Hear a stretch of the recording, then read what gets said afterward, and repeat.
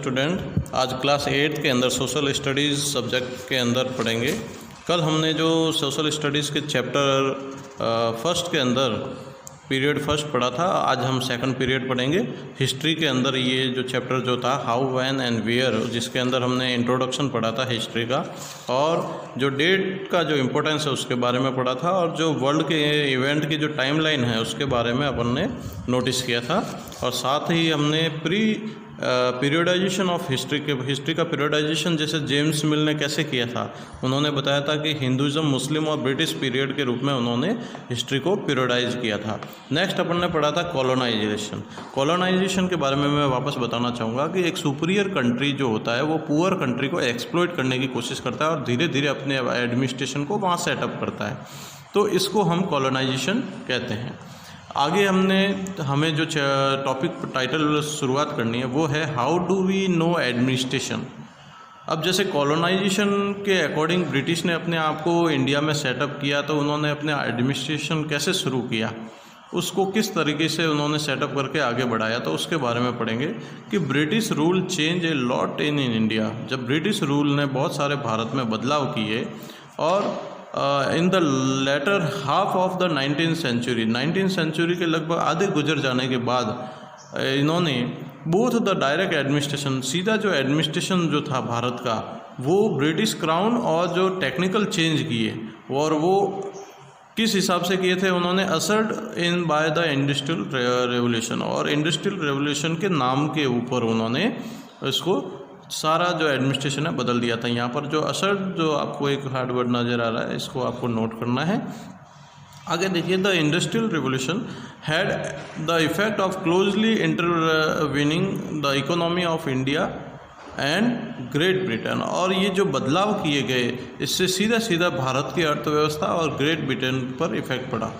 Next है कि the British felt and all important document and letter needed to be preserve. और British ने ये भी सोचा कि हम जो एडमिनिस्ट्रेशन सेटअप कर रहे हैं, तो उसके जितने भी डॉक्यूमेंट हैं और जितने भी उसके जो दस्तावेज हैं, उनको हमें प्रिजर्व करना ज़रूरी है। यहाँ पर प्रिजर्व एक आपके लिए हार्ड वर्ड है, इसको आपको नोट करना है, डिक्शनरी में से इसका मीनिंग निकाल कर नोट करना। प्रिजर्व का मतलब होता है सुरक्षित करना या उसको किसी ध्यान से संभाल कर रखना। Specialized institution like archive and museum were establish to preserve important record. और धीरे धीरे इन्होंने जितने भी अपने ब्रिटिश राज के जो रिकॉर्ड्स थे, उनको सुरक्षित और बहुत ही व्यवस्थित रखने के लिए उन्होंने म्यूजियम वगैरह जो है वो एस्टेब्लिश किए और वहाँ पर अपने रिकॉर्ड को सुरक्षित करके रखा। Several other source studies together to give a better picture of administration. और इसमें बहुत सारे ऐसे जो सोर्स हैं जिसको हम अगर स्टडी करते हैं तो हमें पता चलता है कि ब्रिटिश ने अपना एडमिनिस्ट्रेशन कैसे सेटअप किया। अगर हमें ब्रिटिश के एडमिनिस्ट्रेशन के बारे में जानना है, तो ब्रिटिश ने जो अपने डॉक्यूमेंट और जो लेटर जो प्रिजर्व किए हैं उनको पढ़ेंगे, तब हमें समझ में आएगा कि उन्होंने अपना सिस्टम किस तरीके से इंडिया में चलाया था। तो ये तो बात हुई एडमिनिस्ट्रेशन के बारे में। अब उस एडमिनिस्ट्रेशन के बारे में जो सोर्स है वो हमें कहाँ से मिलेगा, वो सोर्स ऑफ इंफॉर्मेशन क्या है, कहाँ से है, किस प्रकार से है, तो उसके बारे में पढ़ेंगे। यहाँ पर जो आपको ये जितनी भी हाईलाइट नज़र आ रही है, ये आपको नोट्स के रूप में लिखना है। आगे बताया है कि सोर्स ऑफ इंफॉर्मेशन कहाँ से प्राप्त होगा ये सोर्स, तो यहाँ पर देखिए कि British kept the record of everything did. उन्होंने जो भी किया उन्होंने अपने रिकॉर्ड में लिख के रखा। जैसे आज कोई भी बायोग्राफी कोई व्यक्ति अपना खुद का लिखता है, उसी तरीके से ब्रिटिश ने भारत में क्या क्या किया, क्या क्या स्टेप्स लिए, उन सबको उन्होंने रिकॉर्ड्स के रूप में रखा। These records were kept in the room called record room. और ये जिस इंस्टीट्यूशन में इन्होंने रखे उसको रिकॉर्ड रूम के रूप में उसको जाना जाता है। The records were created with the goals. और रिकॉर्ड के पीछे रिकॉर्ड, अब कोई भी सूचना अगर इंफॉर्मेशन हमें संभाल के रखनी है तो उसके पीछे हमारा गोल होता है कि कभी ना कभी ये हमारे काम आएगा। जैसे हम नोट्स बनाते हैं तो हम पूरे साल भर जैसे एग्ज़ाम के हिसाब से नोट्स बनाते हैं कि हमारे जब लास्ट फाइनल एग्ज़ाम होगा तो हम ये नोट्स हमारे काम आएंगे। उसी तरीके से ब्रिटिश ने भी ये सारे रिकॉर्ड्स इसलिए संभाल के रखे कि इन फ्यूचर वापस कभी कोई ज़रूरत पड़ी इन चीज़ों की तो हम इसका उपयोग कर सकते हैं। to preserve the original order of the records as much as possible and to clarify the administrative history of the record। जहाँ तक संभव हो सका ब्रिटिश ने इसको संभाल के रखा और अपने जो हिस्ट्री है, रिकॉर्ड्स की जो हिस्ट्री है उस प्रशासन की, वो उन्होंने उसको प्रिजर्व करके रखा, सुरक्षित करके रखा। Each series of records was assign a letter, और इन सारे जो सीरीज है रिकॉर्ड की उनको एक क्रम के अनुसार लिखा A to Z के रूप में। And certain series also have this descriptive सब क्लासेस, और उसके भी अपने जो कैटेगरीज है सब क्लासेस के रूप में बनाई। जैसे A to Z इन्होंने कैटेगरी बनाई तो उस A के अंदर भी बहुत सारी कैटेगरी बनाई और B के अंदर भी बहुत सारी कैटेगरी बनाई, इस तरीके से। नेक्स्ट है official records, letters, memos, survey, newspaper, magazines, autobiographic reports, experience of travellers, novels, poem are some important source of information of British rule and atrocities। अगर ऐसा कोई क्वेश्चन आए कि वो कौन से रिसोर्स है जिसके द्वारा आप ब्रिटिश के रूल के बारे में पता कर सकते हैं, तो ये सारे उसके आंसर होंगे कि ऑफिशियल रिकॉर्ड वगैरह जो है, न्यूज़पेपर है, इन सभी के द्वारा हम उनके बारे में पढ़ सकते हैं। आगे हैं the British built specialized institution, उन्होंने कौन सा इंस्टीट्यूट सेटअप किया, वो कौन इंस्टीट्यूट के नाम क्या थे जिसके अंदर इन्होंने अपने सारे जो डॉक्यूमेंट जो है वो संभाल के रखे, वो थे म्यूज़ियम एंड आर्चिव टू। इन्होंने अपने एक म्यूज़ियम जिसको अजायब घर के रूप में भी लिया जाता है और जो जिसके अंदर पुरानी चीज़ों को रखा जाता है संरक्षित करके। कई बार हम देखते हैं कि कई लोग कहते हैं कि म्यूज़ियम बना हुआ है, वहाँ है, ऐसे है। चित्तौड़ में भी हम जाते हैं तो हमारे महाराणा प्रताप और राणा कुंभा के बहुत सारे म्यूज़ियम के अंदर बहुत सारे पुराने हथियार वगैरह हमें बताए जाते हैं कि वो कौन से हथियारों से उन्होंने लड़ाई की और कौन कौन सी चीज़ें घटनाएँ घटी थी उसके बारे में इंफॉर्मेशन है। तो ये सारे इस प्रकार से इन्होंने म्यूज़ियम वगैरह बनाए। तो ये आपके जो F एक्सरसाइज है उसका आंसर है। जो F5 जो आपको यहाँ से मिलेगा, यहाँ F5 यहाँ से लगाकर आपको यहाँ तक इसका आंसर बनेगा जो F एक्सरसाइज है उसके। आगे जो नेक्स्ट अपन पढ़ेंगे,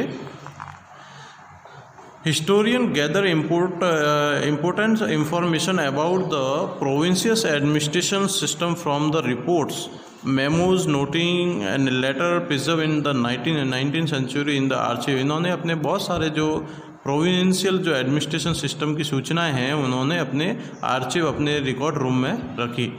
फॉर इफेक्टिव एडमिनिस्ट्रेशन, अपने बहुत व्यवस्थित एडमिनिस्ट्रेशन को चलाने के लिए the British carried out a number of survey in the early 19th century. एक बेहतर तरीके से एक प्रशासन चल सके उसके लिए इन्होंने एक ऐसी व्यवस्था बनाई, एक ऐसा सिस्टम क्रिएट किया। उस सिस्टम के अंदर उन्होंने अपने सारे जो सर्वे है वो किए, जिसमें सेंसस को भी हमें मानते हैं सर्वे के अंदर, जिसमें सेंसस ली गई कि उस वक्त कितने लोग हिंदू थे, कितने मुसलमान थे, कौन सी जाति के लोग थे। तो ये सेंसस अंग्रेज़ों के समय शुरू हुई थी। By the end of the 19th century, census of all the Indian provinces were being carried out every 10 years। और जब 19th सेंचुरी के समाप्ति के ख़त्म होते होते जो सेंसस है भारतीय प्रोविंसेस के अंदर हर 10 सालों में ली जाने लगी। आज भी जब सेंसस होती है तो वो हर 10 सालों के अंदर ली जाती है। जैसे लास्ट सेंसस अगर हम देखें तो वो 2011 में ली थी, और अभी जो नेक्स्ट जो सेंसस होगी अपनी जनगणना बोलते हैं इसको, जो 2021 में होगी। अभी 2020 चल रहा है तो नेक्स्ट ईयर जो है वो वापस सेंसस हमारी होगी, जिसमें सारे जो भारत के जो लोग हैं उनकी कैलकुलेशन की जाएगी। तो ये सेंसस अंग्रेज़ों के समय शुरुआत की गई थी जो आज तक भी चल रही है। This help to collect information on the religion, और ये हमें इंफॉर्मेशन देती है कि हमारे यहाँ पर कितने धर्म के लोग रहते हैं, जाति के लोग रहते हैं, कौन सा व्यापार किया जाता है, किस किस प्रकार के लोग रहते हैं, ये सारी इंफॉर्मेशन है। तो ये जो मैंने आपको हाईलाइट करके यहाँ से यहाँ तक बताया, ये आपकी जो एक्सरसाइज F है, जो एक्सरसाइज F है उसका 4th क्वेश्चन है कि the why did British conduct survey in India. British ने क्यों सर्वे किया था, तो ये इसके लिए किया था। तो आपको ये इसका आंसर मिल गया यहाँ पर। This survey had help historian to collect information about modern India, और ये सूचनाएं जो है भारत को अपने आधुनिकता के लिए मदद करेगी। उसके लिए इन्होंने ये सेंसस यूज़ किया था। तो यहाँ तक ये इसका आंसर होगा। नेक्स्ट जो टाइटल हम यहाँ पर क्रिएट पढ़ेंगे कि इम्पोर्टेंस ऑफ ऑफिशियल रिकॉर्ड। ये जो ऑफिशियल रिकॉर्ड है इनका इम्पोर्टेंस क्या है, क्या ज़रूरी है, क्या इनसे हम कुछ सीख सकते हैं या कुछ और इस पर डिटेल से हम शोध कर सकते हैं। तो ये हम पढ़ेंगे कि the official record of the British administration served as a important source of history of the period. ये जो ऑफिशियल रिकॉर्ड है ब्रिटिश एडमिनिस्ट्रेशन के, ये हमारे इतिहास के लिए बहुत ही इम्पोर्टेंट स्रोत है। हमें पता चलेगा कि उन्होंने अपना सिस्टम किस प्रकार से चलाया, क्योंकि जब हमारे यहाँ पर जब ब्रिटिश यहाँ पर नहीं आए थे तो हमारे यहाँ पर जो सिस्टम जो था वो मोनार्चिकल सिस्टम था, और जब ब्रिटिश धीरे धीरे आए तो उन्होंने धीरे धीरे एजुकेशन को ज़्यादा डेवलप करने की कोशिश की और अपने बहुत सारे जो एडमिनिस्ट्रेशन को सेटअप करने के लिए हमारे यहाँ के लोगों को एजुकेशन देना शुरू किया था। उस एजुकेशन के अकॉर्डिंग बहुत सारे जो इंस्टीट्यूशन हैं वो बनाए गए थे। The British rulers believe that every instruction, plan, policy, decision, agreement, investigation should be clearly written up. और उन्होंने कहा कि जब ये सारी जो ऑफिशियल रिकॉर्ड है ये हमें राइटिंग पैटर्न में करना पड़ेगा, क्योंकि कोई भी प्लान वापस कोई बनाना है तो हम पुराने डॉक्यूमेंट के अकॉर्डिंग उसकी पॉलिसी वगैरह, उसके डिसीजन क्या लिए गए थे, एग्रीमेंट क्या था, इन्वेस्टिगेशन किस तरीके से किया गया था, उसके बारे में डिटेल प्राप्त कर सकते हैं। तो उसके लिए ये लिखे गए थे। This was necessary for proper study and debate about an issue. और ये ज़रूरी थे एक प्रॉपर स्टडी के लिए, इसलिए इनको प्रिजर्व करके रखा गया था और एक लिखा गया था, और इनकी इम्पोर्टेंस इसलिए है। Hence they carefully preserved all official record and created several archives for the purpose in India। Bharat के अंदर इसी इम्पोर्टेंस के कारण इनको प्रिजर्व करके रखा गया था, केयरफुली प्रिजर्व किया था, और बहुत सारे भारत के अंदर भी इसके जो आर्चिव जो है भवन बनाए गए थे इस उद्देश्य से। The Indian office record themselves had a very interesting history. जो इंडियन ऑफिस रिकॉर्ड जो है अपने आप में एक बहुत ही इंटरेस्टिंग हिस्ट्री है, बहुत ही एक इतिहास के बारे में बहुत सारी सूचनाएं देने वाला एक रिकॉर्ड है। तो यहाँ तक हमने ये जो पढ़ा है, इसके बाद जो नेक्स्ट पैरा हम पढ़ेंगे तो सीधा यहाँ पर आना है आपको, क्योंकि देखो हिस्ट्री के अंदर जो इम्पोर्टेंट पार्ट जो पूछा जाता है उसके बारे में हमारा फोकस ज़्यादा होना चाहिए। नेक्स्ट है कि the official record do represent the success. जो ऑफिशियल रिकॉर्ड है वो रिप्रेजेंट करते हैं सक्सेस को, अचीवमेंट मिलती है उससे, but do not represent the fall of outs of British administration. इनसे सारी सूचनाओं का हमें स्रोत का पता चलता है, हमारी उपलब्धियों का पता चलता है। They also do not represent the reaction and situation of Indian of every sphere of the society. इसके अंदर न केवल वो सारे रिएक्शन और जो परिस्थितियाँ थी वो रिप्रेजेंट नहीं की। The records tell us about British work. इन रिकॉर्ड्स में हमें केवल वही सूचना मिलेगी जो ब्रिटिश चाहते थे, जिनको करना चाहते थे। ब्रिटिश ने उन सारी सूचनाओं को अंदर इनपुट नहीं किया जो हमारा जो रिएक्शन था, हमारा जो ब्रिटिश के प्रति जो विरोध था, हमारी जो परिस्थिति थी, हम किस प्रकार से ब्रिटिश से सफ़र हो रहे थे, उन चीज़ों को ब्रिटिश ने अपने रिकॉर्ड्स में नहीं डाला। उन्होंने उन्हीं रिकॉर्ड्स को अपने अंदर रखा जो उनके लिए बेटर था। The records tell us about British work. वो केवल ब्रिटिश वर्क के बारे में बताते हैं for the betterment of India, कि भाई हम भारत के लिए क्या अच्छा करना चाह रहे हैं, वो चीज़ उन्होंने अंदर डाली। लेकिन उस रिकॉर्ड के अंदर जब अंग्रेज़ों के समय में हमारे जो अपोजिशन था, हमारा जो विरोध था, हमारा जो सप्रेस था, उसको नहीं शो किया। But do not tell about the need of the people of India. उसमें इस प्रकार का कोई वर्णन नहीं था कि भारत के लोगों को ज़रूरत क्या है। उन्होंने केवल एक एजेंडा क्रिएट किया था कि इसके अकॉर्डिंग हम लोगों को डेवलप करने की कोशिश करेंगे। उन्होंने इंडिया को डेवलप करने के नाम पर हमारा एक्सप्लॉइट किया और हमारे यहाँ पर अपनी कॉलोनाइजेशन सेटअप करके हमारे यहाँ से रिसोर्स को ब्रिटेन तक पहुँचाया, और इस प्रकार से भारत को धीरे धीरे ब्रिटिश ने भी खोखला करने की कोशिश की थी। तो आज ये चैप्टर कंप्लीट हो चुका है। हम नेक्स्ट एक्सरसाइज जो है उसके बारे में पढ़ेंगे। ये एक्सरसाइज में मैंने 1, 2 आपको बता दिया था नेक्स्ट चैप्टर में। थर्ड में मैं बताऊंगा the British felt all important letter and document needed to preserved. British को ये महसूस हुआ कि हमें हमारे जितने लेटर है डॉक्यूमेंट है उनको प्रिजर्व करके रखना चाहिए, तो ये इसका आंसर हुआ।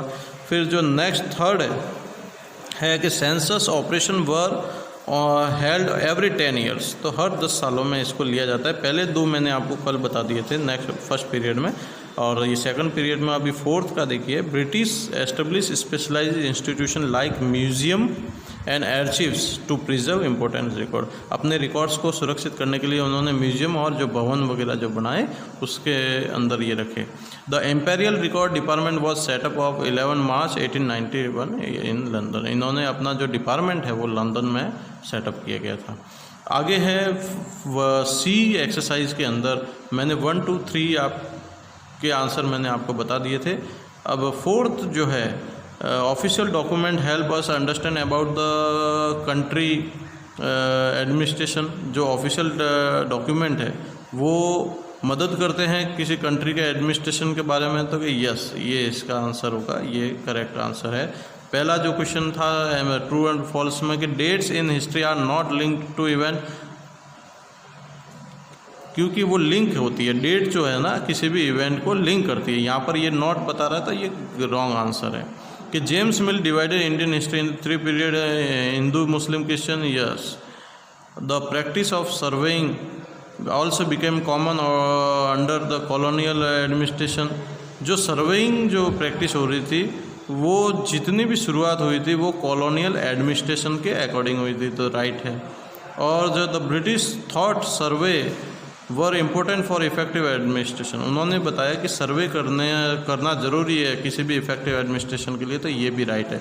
तो यहाँ पर फर्स्ट केवल जो है फॉल्स है, बाकी सारे ट्रू है। तो एक तो ये एक्सरसाइज आपकी कंप्लीट हो गई। नेक्स्ट है आपके मैच द फॉलोइंग, ये तो मैंने कंप्लीट आपको करवा ही दिए थे, सारे मैच करवा दिए थे। नेक्स्ट जो ई एक्सरसाइज है उसमें जेम्स मिल के बारे में और फर्स्ट क्वेश्चन सारे बता दिए थे। और E5 मैंने अभी कॉलोनाइजेशन के बारे में आपको बता दिया था। Mention the event for which specific date can be determined. ये जो मैंने आपको जो क्वेश्चन 6 है इसके लिए आपको क्या करना है, टाइमलाइन में से कोई भी 5 आपको ये जो एनी 5 जो है इवेंट जो डेट है उसके वो आपको याद रखनी है और उसकी इंसिडेंट जो घटना घटी है उसके बारे में आपको लिखना है। नेक्स्ट F एक्सरसाइज में आपको मैंने 1, 2, 3, 4 के आंसर बता दिए थे। तो कि why did British conduct survey in India, क्यों इन्होंने सर्वे किया था, तो ये मैंने आपको लगभग यहाँ बता दिया था कि F4 और F5 का आंसर यहाँ पर है, यहाँ से लगाकर यहाँ तक F5 का है और F4 का यहाँ से लगाकर यहाँ तक का है, ये मैंने आपको बता दिया था। नेक्स्ट जो है F5 की why were record maintain, how they were maintain, कैसे रिकॉर्ड को मेंटेन किया जाता था, ये आपका जो क्वेश्चन है का आंसर जो है वो यहाँ हो जाएगा। जो आप इसमें F5 के रूप में आप बता सकते हैं कि वो किस प्रकार से डॉक्यूमेंट वगैरह जो है वो रखते थे, किस प्रकार से रखते थे। और E5 का आपको कॉलोनाइजेशन के अंदर आपको यहाँ मिल जाएगा E5 का क्वेश्चन। ओके, तो आइए आपकी एक्सरसाइज कंप्लीट हो गई और चैप्टर भी कंप्लीट हो गया। नेक्स्ट जो है क्लास हम कर लेंगे।